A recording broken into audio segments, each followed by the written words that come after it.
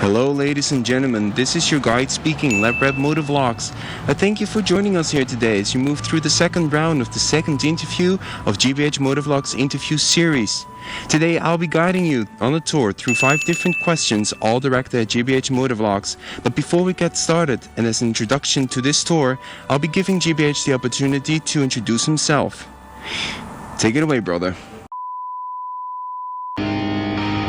Oh, hello guys! Welcome to part 2. I am JBH, 28 years old, out of Belgium, a beginning rider and a motovlogger. I'm a bit under the weather these past couple days, so apologies if I sound a little bit weird. But I have a bit of a sore throat, so... But, doesn't matter. We have other things to talk about, because my buddy Lebrat is now going to shoot a couple questions to me, and I'm gonna try and answer them in the best way possible. So let's have it. I hope you enjoy the tour. I'm gonna finish gearing up and then we're gonna head for the first question. Thank you for listening.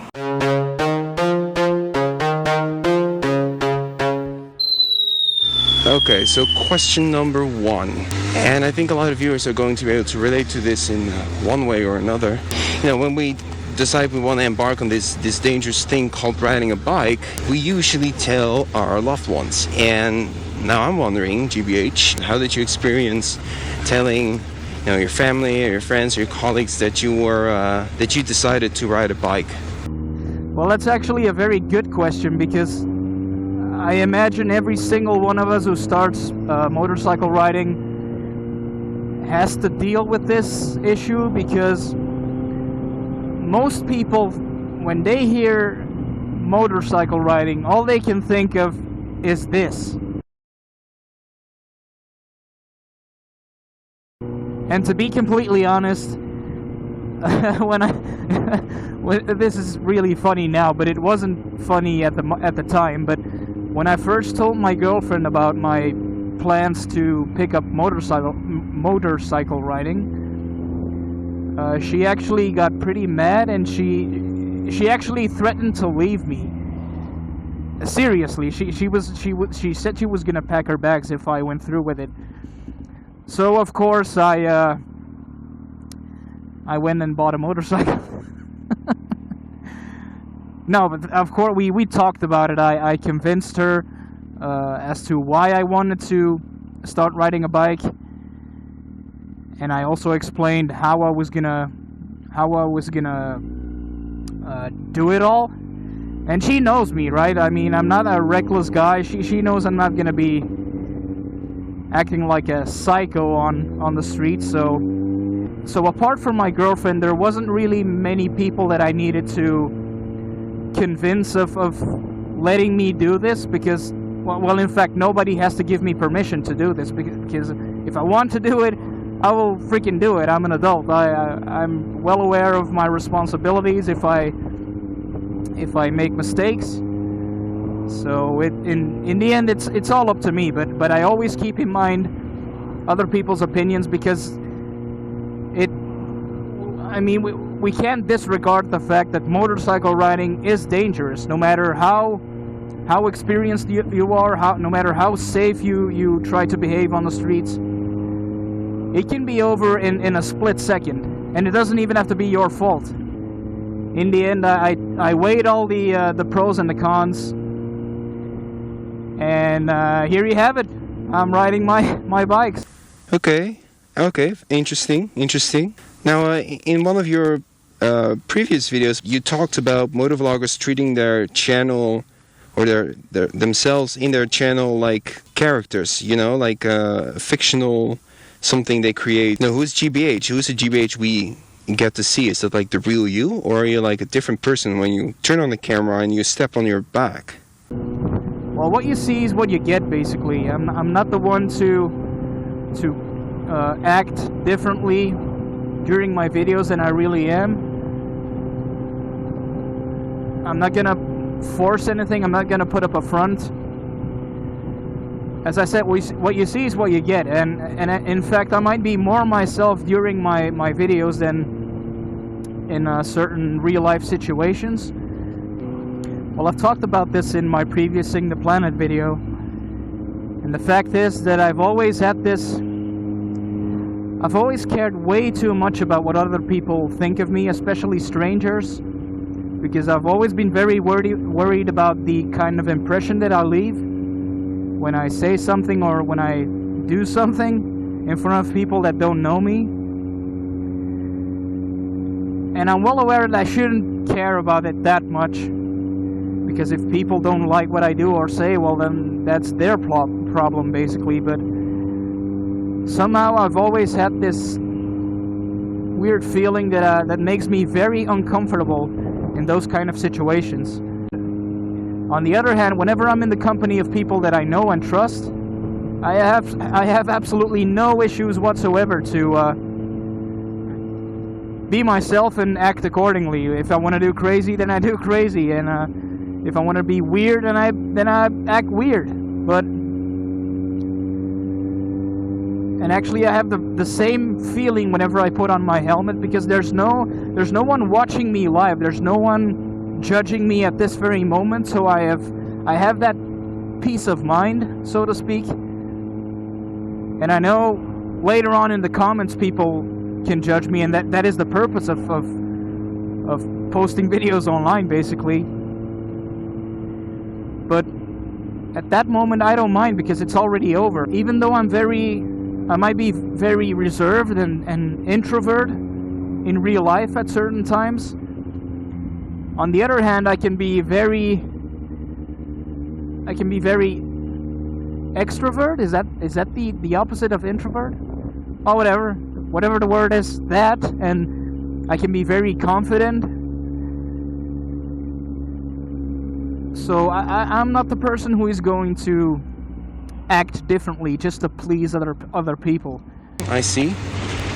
And next question, number 3. Now, obviously, you use the bike for motovlogging. I think we all got that far. But what else do you use the bike for? Like, do you go commuting, or do you do fun rides, or group rides, or track racing, or in short, what else do you use your bike for, and what else do you want to use your bike for, perhaps in the future? So where are you gonna find me? Well, on just fun rides like this one, where I go out to record a vlog, or whenever I go without my camera, where I just ride around and enjoy the moment of peace. Of course, on my daily commutes, at least on the days where I don't have to go pick up my son after work. But I have a couple of ride-alongs planned for the future. One is gonna be with yours truly, JBH Motovlogs. So that's something to look forward to. And aside from that, I've been getting a lot of responses from you guys, from local riders as well, who wanted to meet up and go for a spin. And I'm absolutely open for it. So that's something that we'll hopefully we'll get to do in the future. Track riding, track days are completely out of the question at the moment, because I'm nowhere near the skill level to ride the bike around the track as of right now. I know they have beginner days and stuff like that, but I would rather stay away from them as of now. But it's definitely something that I want to do in the future. Another thing that I would love to do in the future is touring, like going on very long trips abroad. The thing is, I have a family, so I can't just say, hey, I'm leaving for a tour to Spain on a bike. Take care of yourselves now. I mean, that's completely out of the question. But it's definitely something that I would love to do in a couple years' time, maybe. But aside from that, I try to ride my bike as much as possible. Okay, so question number 4. In your last interview with Mr. No Adventure, you asked him what his thoughts were on Squids. And now I want to return the favor and ask you, what are your thoughts on squids, on riders who don't wear like a lot of protection, maybe no protection, and do you always gear up when you ride? Well, concerning squids, No Adventure actually described it perfectly. Whenever you see one, every single person that surrounds him is already making fun of him, is already judging him or her, and it's well deserved, because what kind of a lunatic do you have to be to not wear the proper gear while motorcycle riding? I'll give you an example. We've had a couple of plus 30-degree days over here in Belgium. That's like over 90 degrees Fahrenheit. So scorching hot days, right? But I would rather sweat my ass off in my gear than bleed out in an operation room. I mean, that's a very easy choice for me to make. I've seen way too many crash compilations and pretty graphic pictures of road rash and whatnot. And let me tell you, if I can save me from those troubles, I will spare no expenses to do so. And for the fifth and final question, I have one that's maybe a little less... Well, considering your last interview, this question might not be the weirdest one you've been asked so far, but imagine your time here on Earth has ended. Unfortunately, JBH has to move on, and you get to heaven's gates. God is waiting there. What would you want God to say to you?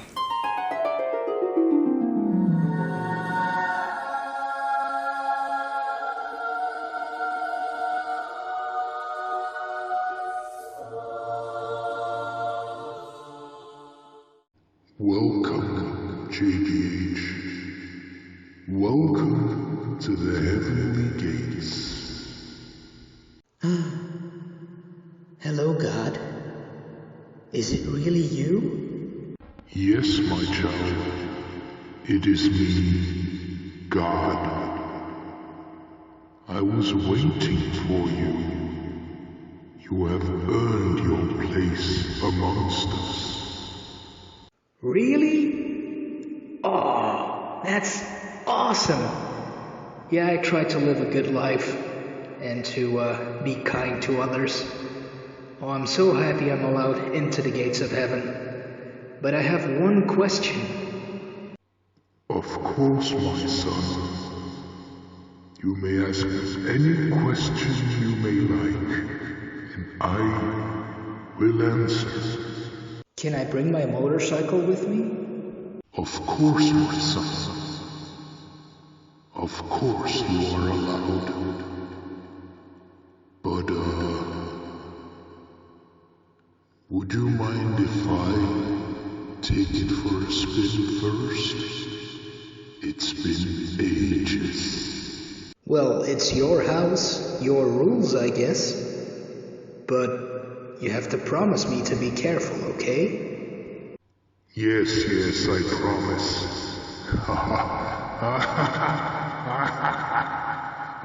Enough jibber jabber. Let's go.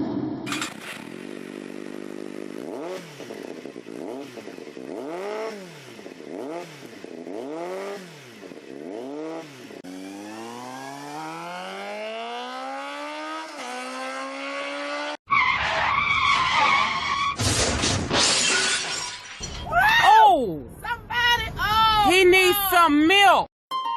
Yes, that was the interview. That was the fifth and final question, and now's probably a good time to put out a huge thanks to JBH for allowing me to participate in his interview series. It was a lot of fun doing it with you. I also learned a thing or two from this first collaboration on YouTube, so also I want to thank you for that. And also thanks to you guys for watching the interviews. Thanks for the likes and for the comments and for the support. If you're watching this on my channel, I will put a link in the description box to JBH's channel. He's very good at telling stories, so give him a sub.